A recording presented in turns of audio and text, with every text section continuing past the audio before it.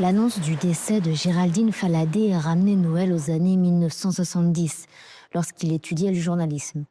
À l'époque, il l'écoutait avec attention à la radio. Elle était pratiquement comme la seule femme qui était au milieu de ces hommes, qui parlait, qui défendait ses idées.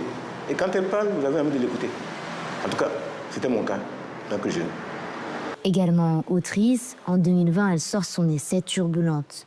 Elle y vante le rôle de femme africaine pionnière et permet à la jeune génération de féministes de découvrir son travail. Son impact sur moi en tant que militante féministe, c'est surtout de découvrir qu'il y a des gens de sa génération, genre la génération de ma grand-mère, qui ont quand même pensé déjà à cette époque la libération de la femme, et pas qu'une libération partielle.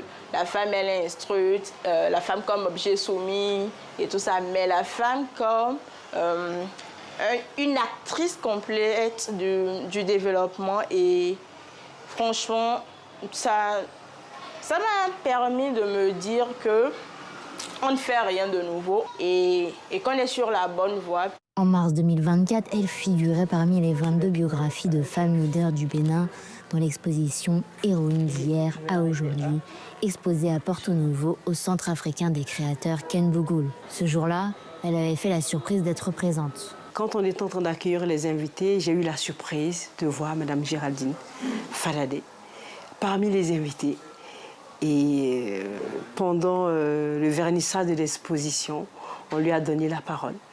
Et c'était avec beaucoup d'émotion parce qu'elle félicitait nous, les organisateurs de l'événement, parce qu'elle disait qu'il était bon de les célébrer vivants. Et c'était pour nous une célébration, c'est vrai, parce qu'elle faisait partie des héroïnes vivantes qui étaient présentes, sans savoir qu'aujourd'hui, presque un an après cet événement, elle nous quitterait. Géraldine Faladé n'a jamais cessé de travailler. Au moment de sa mort, elle était en train d'écrire le second tome de son ouvrage, Turbulente.